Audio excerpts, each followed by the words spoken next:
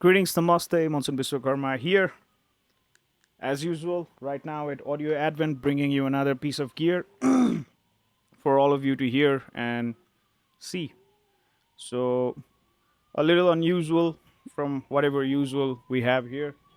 Today, we have a bass guitar, again, by Jet Guitars, and this one is in some kind of gold finish. Without further ado, let's go check some specs and right into the website.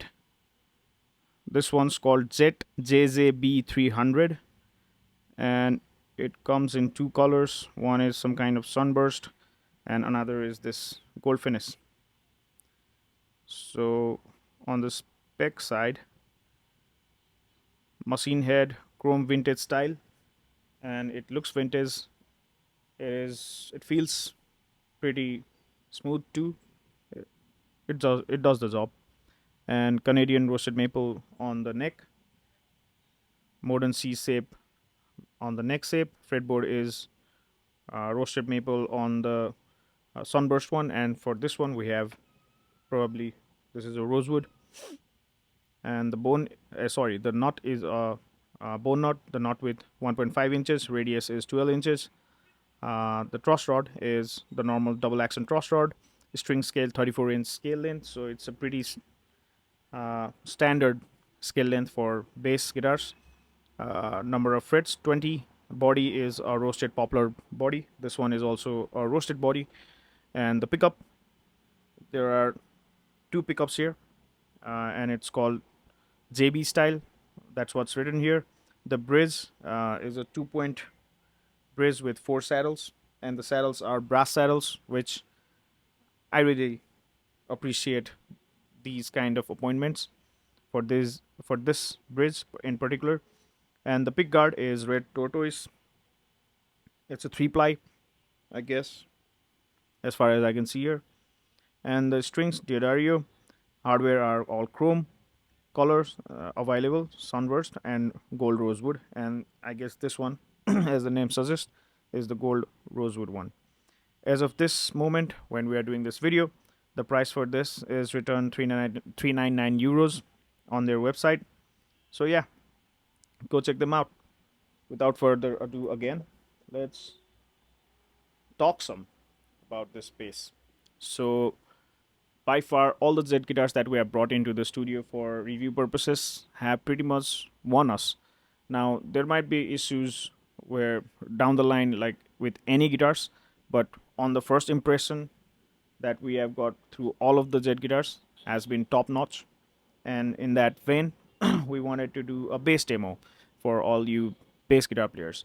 And in context of myself, I'm not a bass player, and a bass guitar is not my regular instrument. But as a singer songwriter, what I really feel is a helpful thing is when you switch instruments, like instruments that you can sort of get used to. Like if you're a guitar player, you can get around a ukulele, you can get around a bass, so string instruments for that matter. And sometimes during songwriting,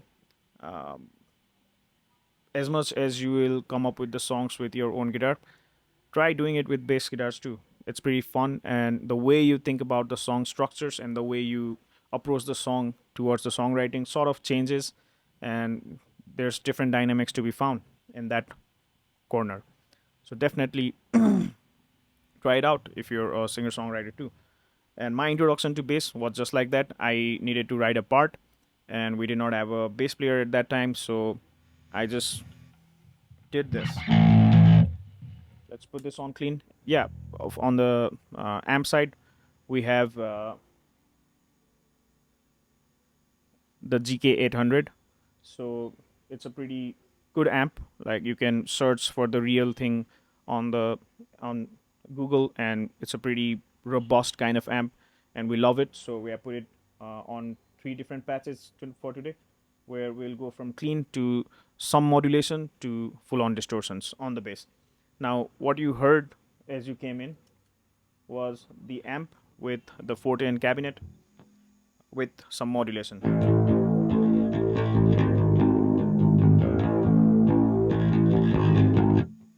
The control layout is pretty simple. You have a volume knob for the neck pickup, a volume knob for the bridge pickup, and there's one master tone control. And as you can pretty evidently see, it's definitely inspired by jazz bass by Fender, and nothing wrong with that. Like, I think all the models that Fender has made, they are pretty standard for guitar players. Like any guitar that you'll think of, a Fender guitar will pop up in your head, and that's how old Fender has been around. And so it's pretty normal to see guitars paying some kind of homage or built in the vein of Fender itself. So yeah, this I keep looking at the paint finish, to be honest, because they do pretty good job with the paint, man. Like, and a pretty neat looking um, neck plate over here. The neck is very comfortable, no fret sprouts along the way, and the fretboard itself feels pretty nice, so nothing to complain about. And the control layout, this right now when we are completely down, I have sort of switched off this pickup, and when this is completely down, even this pickup is switched off, so you don't hear anything. So now let's go full on both the volumes and the tone control completely down.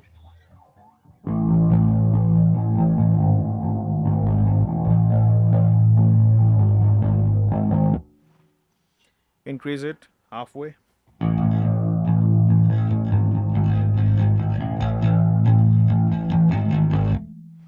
Now full.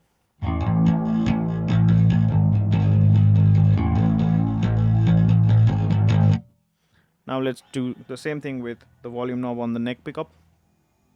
Right now it's halfway, and the bridge pickup is full.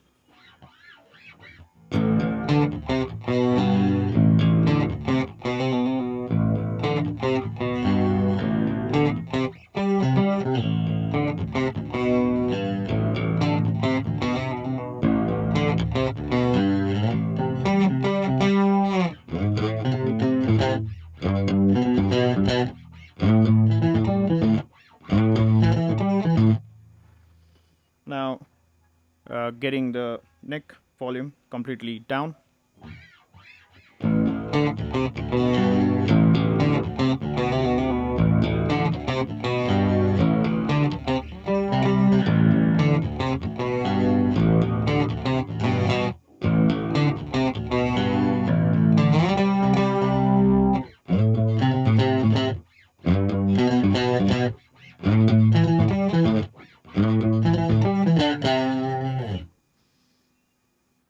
Now same thing with the bridge pickup.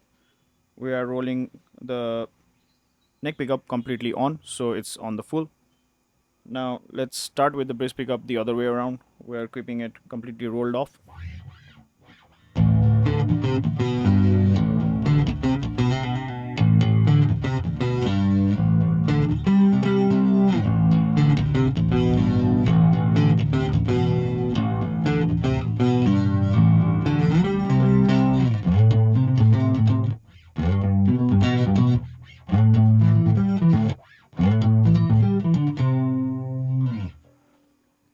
The bridge volume halfway up.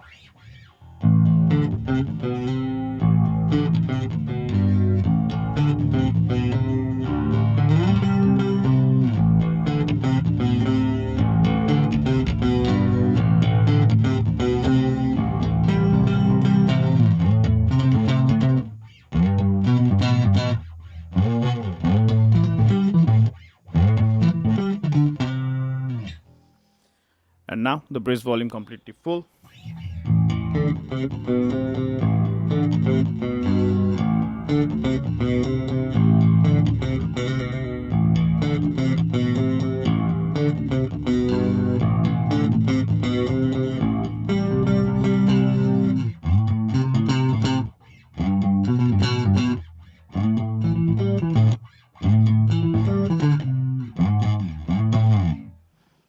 So yeah, that's the complete round off on the pickups, and you can just go completely off on one pickup and completely on with the other two.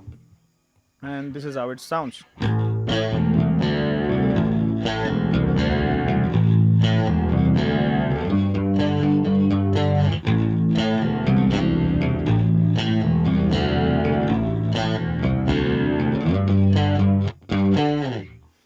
That was the brace completely on and the neck completely off.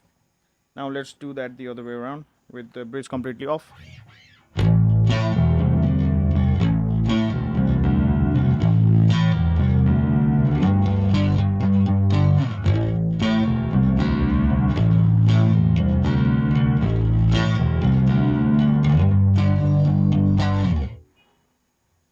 So yeah, pretty fun instrument to begin with.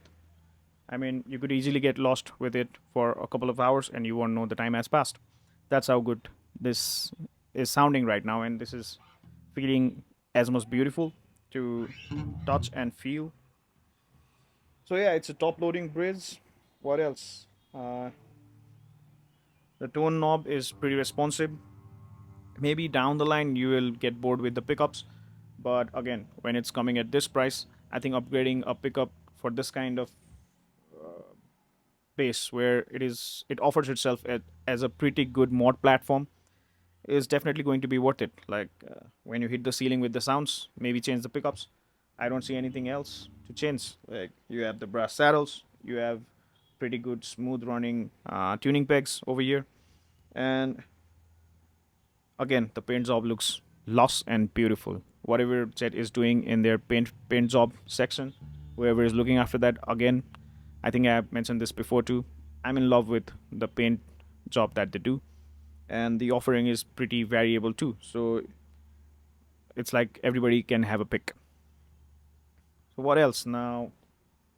And yeah, one thing that I wanted to share again, for all the bass players that are going through this video, I apologize. I cannot do like crazy slaps, but I'm trying to justify like this is my approach as a songwriter. And one thing that I prefer doing within the studio when I'm tracking my guitars is I like to layer them with heavy bass sections. Like if I'm doing let's say power chord,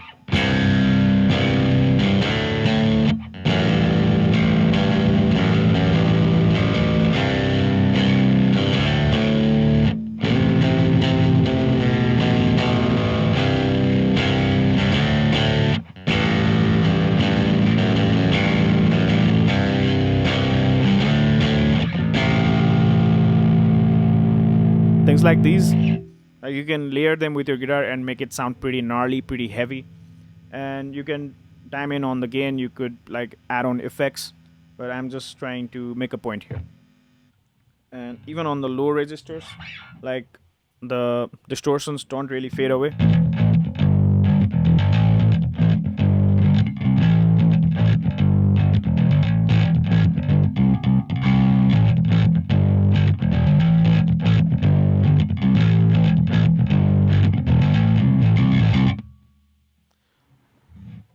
Playing this guitar and recently hearing a Marilyn Manson song. It's a new one. Like you can see red and blue kind of visuals on the thumbnail, I guess. Like bass sounds like that. Like go to that song, listen to it, and bass sounds like that. Like it's pretty awesome to achieve. Like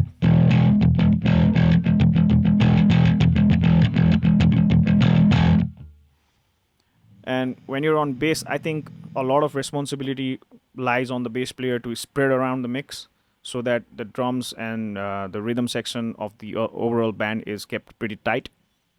And when a bass guitar is not able to do that precisely, it is pretty saddening, and you can hear it in the mix. Like bass guitar is an instrument where you won't miss it at first, but as soon as you lose the bass, the magic is gone. Like everything sounds pretty all over the place.